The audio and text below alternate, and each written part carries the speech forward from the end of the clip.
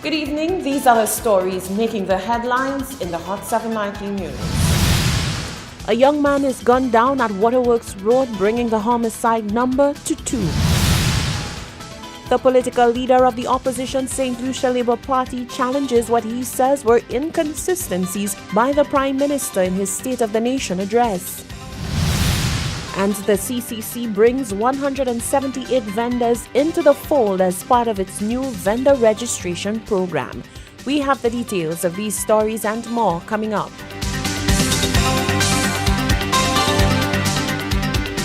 This is the Hot 7 Nightly News with Lovelace and Amy Joseph. It is Tuesday, the 15th of January 2019. Welcome to the Hot 7 Nightly News, also being simulcast on KISS FM. I am Lovely St. Amy Joseph. Thank you for joining us. 20-year-old Hendy Cauldron is dead following a shooting on Monday night. His death came one day after that of British national and St. Lucian tourism figure Bob Hathaway. The 2 homicides so far for the year are under police investigation. ACP Elvis Thomas gave this statement on the latest homicide. Officers attached to the Criminal Investigation Department in Castries responded to a report of a shooting at Waterworks Road in Castries. Upon arrival, officers observed the apparent lifeless body of Hendy Cauldron, a 20-year-old resident of Waterworks in Castries. He was conveyed to the Victoria Hospital, where it was noted that he sustained multiple gunshot wounds about his body. He was later formally pronounced dead by a medical practitioner. A post-mortem examination is scheduled for a subsequent date. Investigations are ongoing.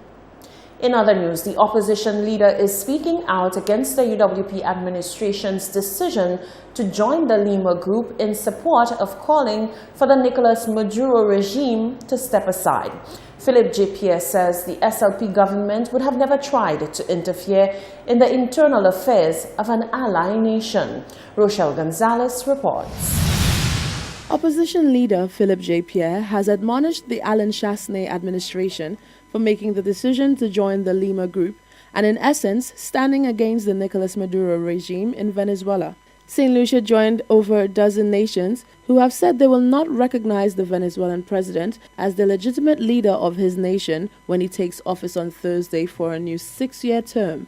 Pierre told the media that St. Lucia had no business interfering with the nation's affairs.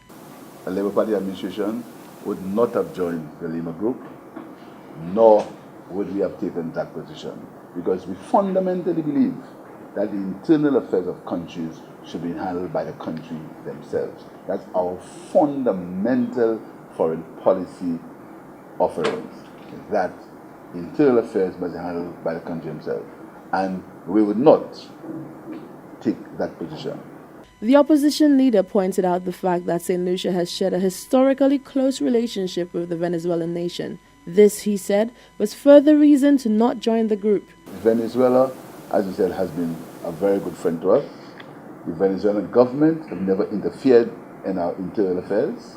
When the government of St. Lucia changed, the Venezuelan government continues as normal. So you see, that was a sad day when that vote was taken. Pierre went on to challenge the External Affairs Minister's statement that the government was under no pressure and was in no way coerced by the U.S. when they made the decision to join the Lima Group. If you vote against somebody who's been good to you, who's been your friend, and there's no reason why you did that, something's wrong with you.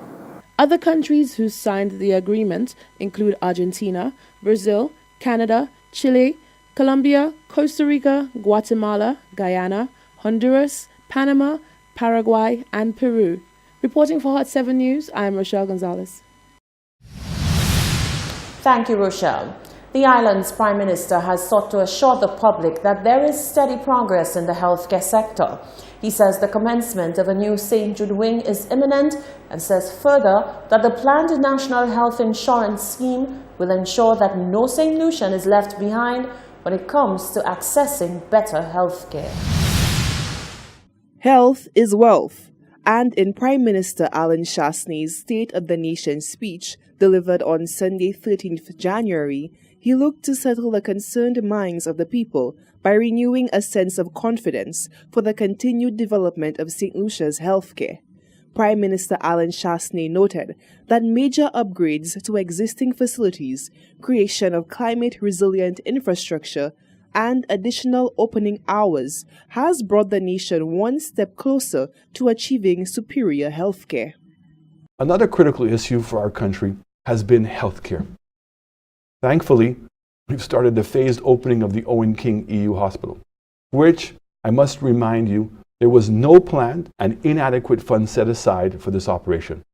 We have commenced construction of a polyclinic in Dennery and increased operating hours in the Gros Islet Polyclinic. Meanwhile, in Soufriere, we are finalizing plans for a new mini hospital to serve that community. 3 healthcare facilities, namely the Dericeau, Bellevue, Monrepo Wellness Centers, have all been upgraded to be safer, greener, and more resilient to natural disasters. Prime Minister Shasney drew attention to the issue of the St. Jude's Hospital, which, as he says, was one of the many disasters left behind for his administration to handle. He added that the necessary work is being carried out to rectify the issue. Report. We've already commenced clearing works for the new hospital wing, and the Ministries of Health and Economic Development have finalized the design. Construction is set to start within the next few weeks. In keeping with the development of the health sector, Shasney expressed gratitude to the hard-working men and women that play a pivotal role in the proper functioning of St. Jude's Hospital amidst a less than satisfactory environment. Our nation owes a great debt of gratitude to the doctors, nurses, and all the dedicated staff of St. Jude, who continue to provide service to the people of the South under such difficult circumstances. I thank them, and the nation thanks them for their personal sacrifice, and I assure you that we will resolve this issue once and for all. The PM assured the listening public that his government's commitment to delivering affordable and quality health care is proceeding soundly. He reported that with the advancement of a national health insurance scheme, no St. Lucian will be left behind with regards to accessing improved healthcare services. Reporting for Hot 7 News, I am Solange Alfred.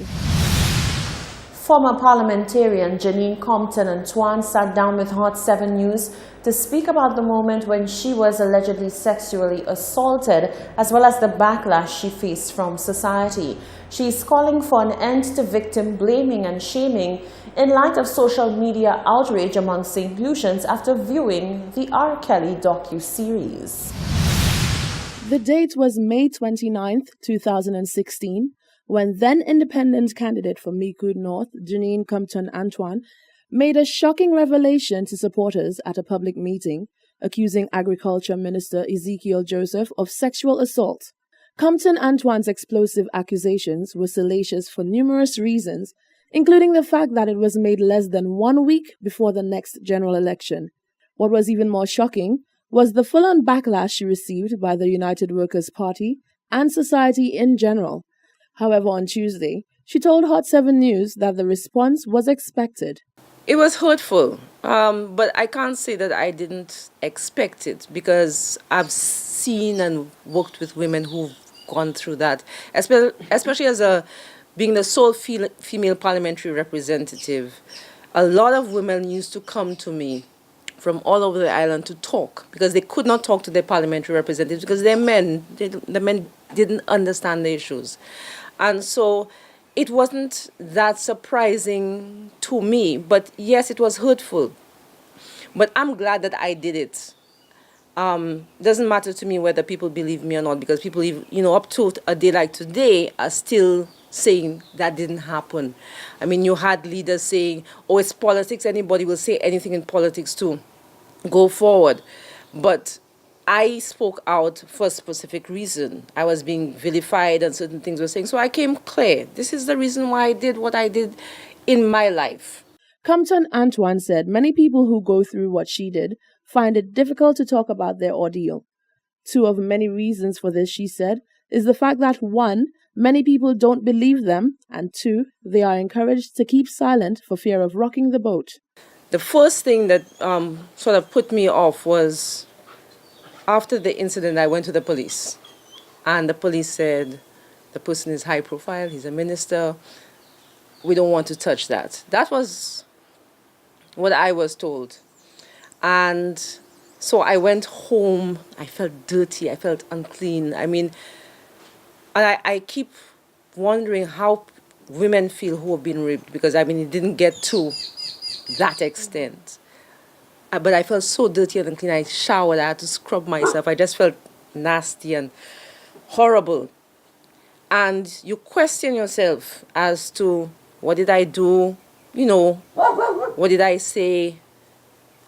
Did I encourage this? But in actual fact, it's not you. It's the person. It's the villain, the person who's done it to you, that has this thing formulating in their mind. The former parliamentarian said while she felt like a weight was lifted off her shoulder, the level of disrespect she received was overwhelming. It was amazing. You had school children, secondary school children saying to you, was it good? How did he feel you? How did he squeeze you? You know, you're walking down the street and people are throwing these derogatory comments at you.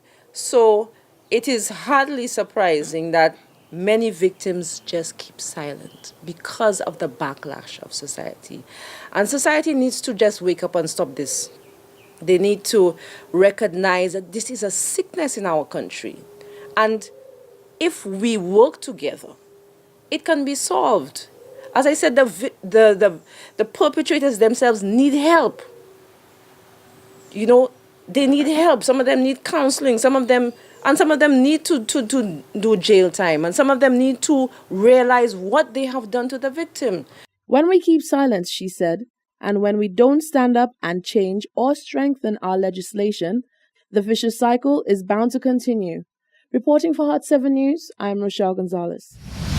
This is the Hot 7 Nightly News. Still to come, the St. Lucia Hotel and Tourism Association touts more strengthened strategic alliances. Vendors get organized for greater benefits.